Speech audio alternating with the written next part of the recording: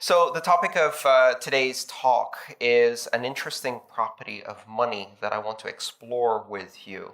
오늘 여러분과 함께 얘기 나눌 토픽은 돈의 특성입니다. 저는 이걸 영화 인사이드 아웃에 종종 비유하지요. 여기 계신 분들 중에 돈의 네 가지 주요 기능에 대해 말씀해 주실 분 있을까요? 교환음에게? 네, 맞습니다. 가치 저장? 네, 두 개 나왔고요. 또 대체 가능성? 이건 뭐 기능이라고 할 수는 없지만 돈이 가진 속성은 맞습니다. 회계 단위. 네, 세 번째죠. 가치의 척도라고도 하고요. 네 번째는 뭘까요? System of control. What? I don't remember reading that. 통제 시스템. 뭐라고요? 그런 건 들어본 적이 없다고요?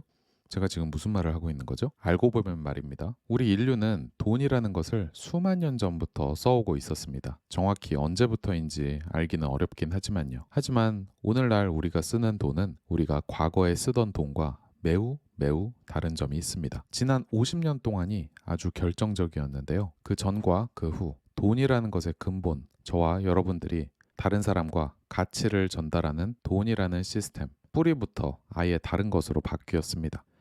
그동안 돈이라는 것은 세 가지 기능을 담당했습니다. 가치의 저장, 교환의 매개, 가치의 척도. 마지막의 것은 회계 단위라고도 하죠. 이건 수천 년간 있었던 기능입니다. 그리고 1970년에 어떤 일이 일어나 버렸죠. 모두들 리처드 닉슨을 1971년 달러와 바꿔줄 금이 바닥나서 근본위제를 일방적으로 폐기해버린 대통령으로만 알고 계실 텐데요. I have directed Secretary Connally to suspend temporarily the convertibility of the dollar into gold or other reserve. 그와 만만치 않게 중요한 것이 있습니다. 그가 1970년에 서명한 은행 비밀법입니다. 그때부터는 돈이 통제 시스템, 통제의 도구로 바뀌었습니다. 돈은 사람들이 거래를 하기 위한 수단, 시장의 도구가 아닌 정치적 도구로 전락하고 말았습니다. 누가 돈을 보낼 수 있는지, 그리고 누구에게 돈을 보낼 수 있는지 모두 통제가 가능합니다. 즉, 금융이라는 민간 산업 분야가 정치인의 법 집행을 위한 기관으로 탈바꿈한 것입니다. 그리고 오늘날에는 전 세계의 모든 금융 거래를 완전에 가깝게 감시할 수 있는 형태로 발전했습니다. 1970년부터 지금까지 50년에 걸쳐서 말이에요. 이러한 변화는 미국을 넘어서 전 세계의 모든 나라, 전 세계의 모든 금융 서비스, 모든 은행에 스며들어 왔습니다. 지금은 국경을 넘어 적법한 정치적 절차를 넘어 금융에 대한 통제가 이루어지고 있습니다. 경찰은 여러분들의 돈을 압수할 수 있죠. 그리고 법원은 여러분들의 계좌를 동결할 수 있습니다. 근데 은행은 특별한 누구의 승인도 없이 자체적으로 압류, 동결 이 두 가지를 모두 할 수 있습니다. 그리고 여러분들은 아무것도 할 수 없죠. 이는 전 세계적인 실태입니다. 이제 통제 수단으로서의 돈은 그동안 있었던 다른 모든 기능들을 압도하고 있습니다. 다시 말해 돈이 국가의 법 집행 수단으로 전락해버리자 다른 기능들이 잠식돼 버린 것입니다. It is no longer the best medium of exchange. 돈은 더 이상 자유로운 거래의 교환 매개가 아닙니다. 왜냐하면 이 기능은 법 집행, 통제 시스템 기능 하위에 존재하기 때문입니다. 여러분들의 계좌가 동결되고 나면 더 이상 그 돈을 사용해서 필요한 물건을 살 수 없죠. 또한 여러분이 원하는 물건을 거래 상대방이 가지고 있다 하더라도 만약 그가 법 집행 아래에 놓여 있다면 그에게 돈을 보낼 방법은 없습니다. 통제 시스템으로 전락한 돈이 점점 부패해가고 있습니다. 예를 들어 볼까요? 지구는 이제 인터넷 혁명 25주년을 맞이하고 있습니다. 스마트폰과 같은 인터넷에 접속할 수 있는 수많은 디바이스들, 전 세계 25억이 넘는 사람들에게 전파되었죠. 하지만 금융은 어디에 와 있나요? 못해도 15년, 20년은 뒤처져 있습니다. 추정컨대 전 세계 약 40억 명은 은행 시스템에 자유롭게 접근하고 은행 계좌, 국제 송금을 사용해 본 적이 없습니다. 많이 잡아야 15억 명 정도만이 이른바 자유민주주의 국가에서 완전한 형태의 은행 서비스를 마치 엘리트 마냥 특권처럼 누리고 있습니다. 물론 이 안에도 계층이 있죠. 자, 이 방에 계신 여러분들 중에 내가 투자를 좀 하고 있다 하시는 분들 손 들어 보실까요? 와우, 정말 이 방에 모인 우리는 대단한 집단이네요. 아마 전 세계 10%? 1% 이내 탑 클래스일 겁니다. 금융 시스템 안에서의 계층이란 또 뭘까요? 어떤 사람들은 더 많은 돈에 더 쉽게 접근할 수 있죠. 그리고 잘못을 좀 하더라도 면책특권을 가진 사람도 있습니다. 리보어 금리 사기, 골드마켓 조작 등 수백만 명을 상대로 금융 범죄를 저지르는 사람들이 있는데 대개 감옥에 가지 않습니다. 왜냐고요? 돈이 통제의 수단으로 전락해버리면 금융회사들은 법을 집행하는 정부의 대리인이 되기 때문이죠. 즉, 법 집행과 통제의 하수인이 되는 겁니다. 하수인이 된 그들은 약간의 특전을 얻습니다. 그중 하나가 감옥에 갈 일이 거의 없다는 거죠. 물론 너무나도 기본적인 규칙을 위반했을 때는 가기도 합니다. 몇 가지 예외가 있어요. 예를 들어 버니 매도프요. 그는 감옥에 갔습니다. 왜 갔냐고요? He made the fundamental mistake of stealing from rich people. Don't do that.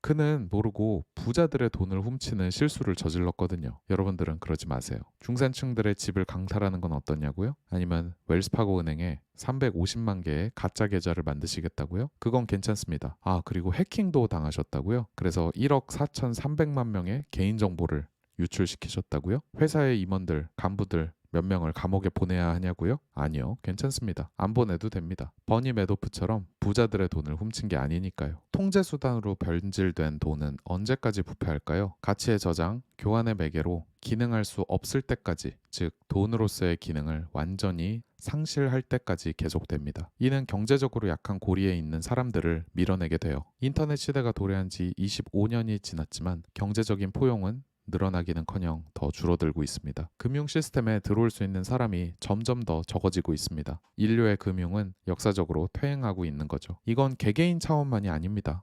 나라 수준으로 봐도 그렇습니다. 시간이 갈수록 더 많은 나라들이 글로벌 금융 시스템으로부터 단절되고 있습니다. 어떤 나라가 미국의 이익에 부합하도록 행동하지 않는다고요? 그 나라는 스위프트로부터 퇴출입니다. 두 가지 선택지가 남겠네요. 미국의 관할권에 복종하거나 아니면 글로벌 금융 시스템을 떠나거나. 그렇게 되면 글로벌 무역의 기축 통화인 미국 달러에 접근할 수 없습니다. 당연히 국제 무역 시장에서 당신 자리는 없습니다. 무역로가 막힌 당신 나라의 시민들은 생존에 필요한 에너지, 식량, 공산품 가격이 치솟는 걸 지켜보겠네요. 또한 은행 비밀법으로 시작된 이 악마의 거래는 금융산업에서 경쟁이라는 요소를 아예 지워버렸습니다. 그리고 소비자 보호와 금융시장 질서라는 이름하에 막대한 규제들만 첩첩이 쌓여있게 되었죠. 근데 이 규제들은 소비자 보호에 관한 것이 아닙니다. 아니, 확실히 장담컨대 이 규제들은 가장 확실하게 돈을 통제하는 시스템을 구축하기 위한 것들입니다. 돈은 누가 가질 수 있는지, 누가 쓸 수 있는지, 누구에게 보낼 수 있는지, 어디에서 어디로, 어떻게,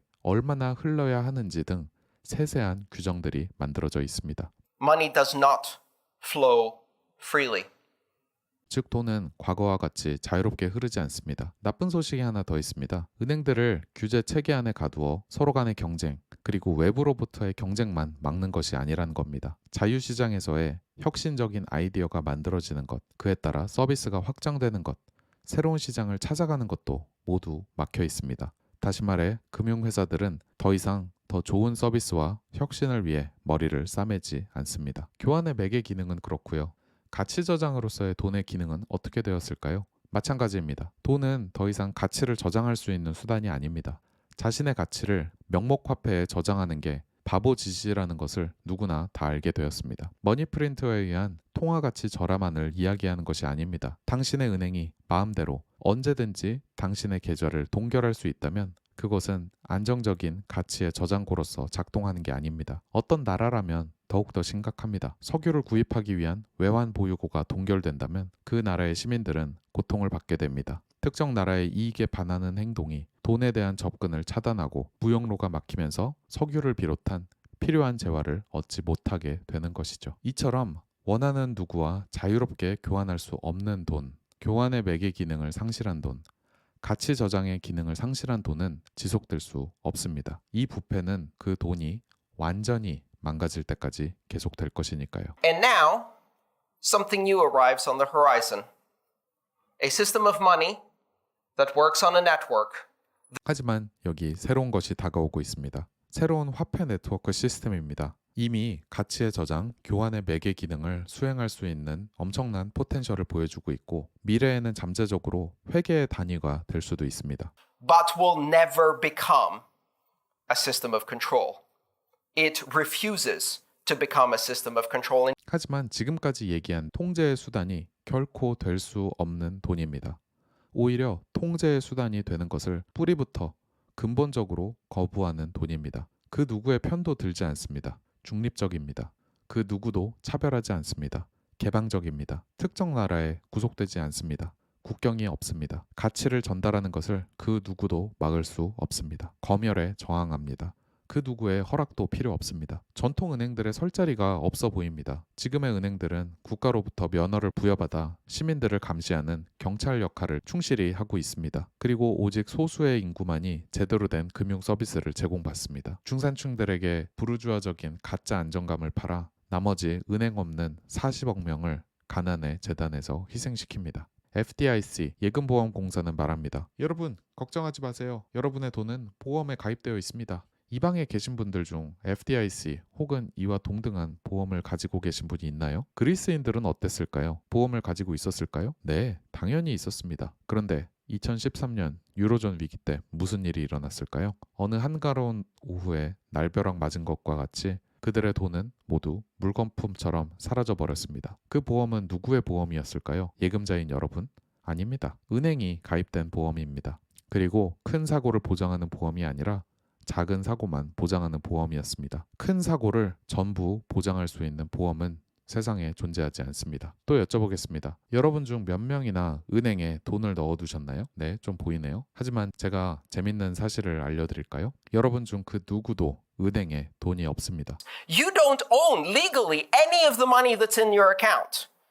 You have a legal construct that possibly, maybe entitles you to withdraw. 다시 말씀드릴까요?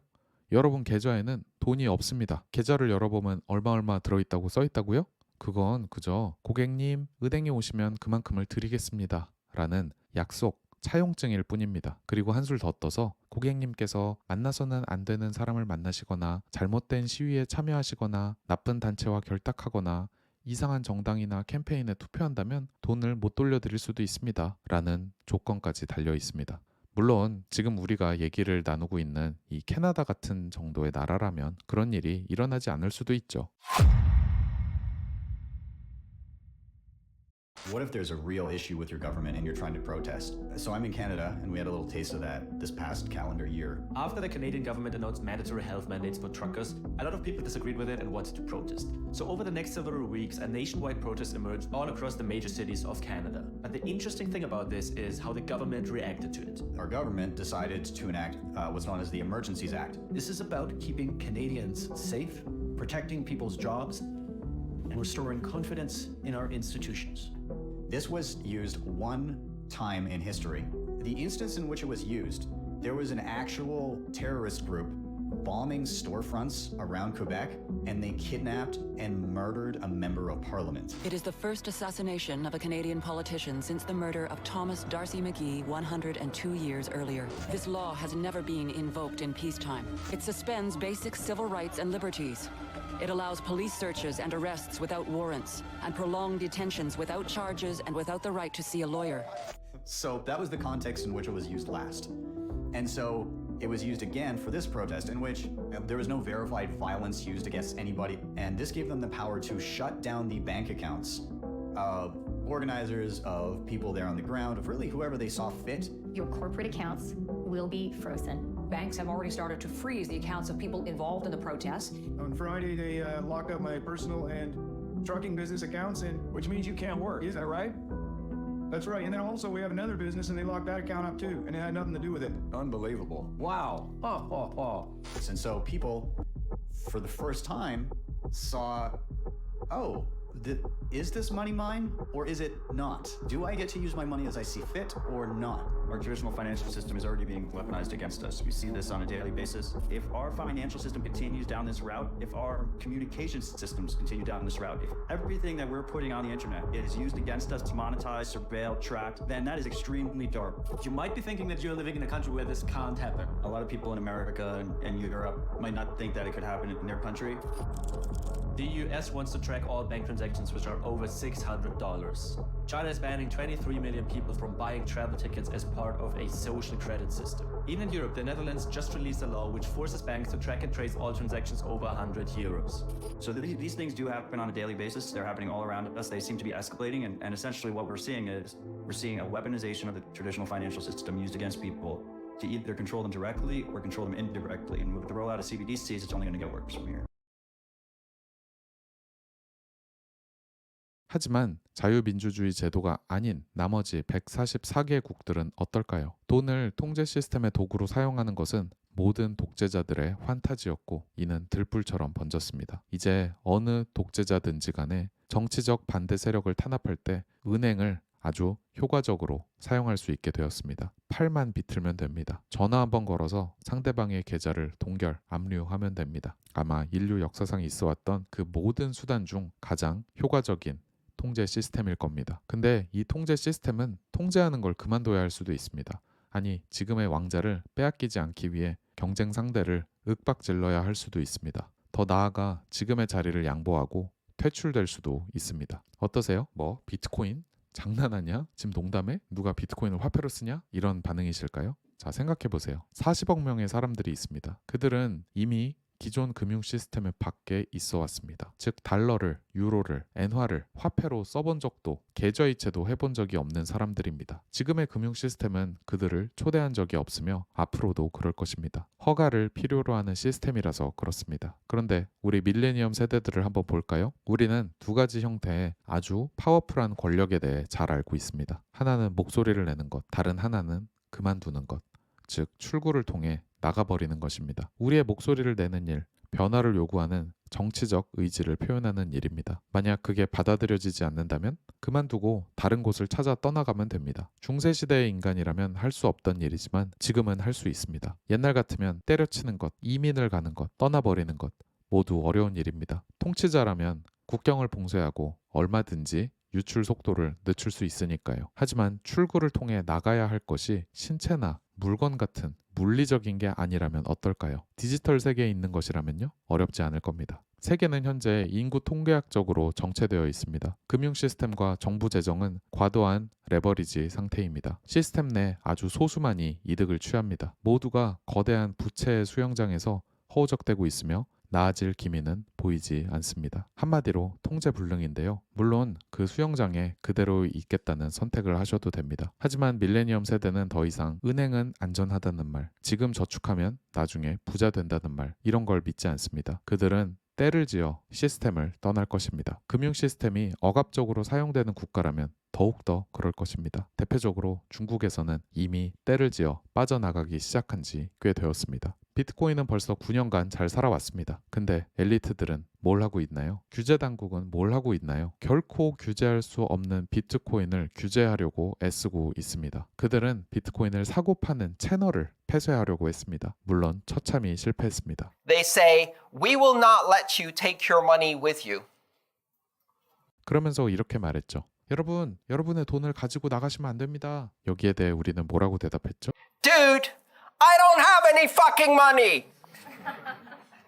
야, 이 친구야, 난 당초에 이 시스템으로부터 가져나갈 돈이 하나도 없어. 내가 가진 건 나의 창의성, 잠재력, 나의 정신, 나의 생산성이야. 사고 파는 채널을 막는다고? 그게 무슨 상관이야? 나는 내 창의성을 팔고 비트코인으로 직접 받을 건데? 그리고 그걸 모았다가 내가 필요한 게 있다면 이 디지털 화폐를 직접 사용할 거야. 나는 너가 만든 시스템에 단 한 번도 초대받은 적이 없어. 그러니 채널을 막아도 나랑은 아무 상관없어. 나는 비트코인 디지털 화폐에 직접 탑승해 있거든. 난 너가 필요 없어. 너가 만든 그 감옥에 더 이상 갇혀 있지 않을 거야. 난 이만 나갈게. 잘 있어. I don't need you. I exit. Thank you.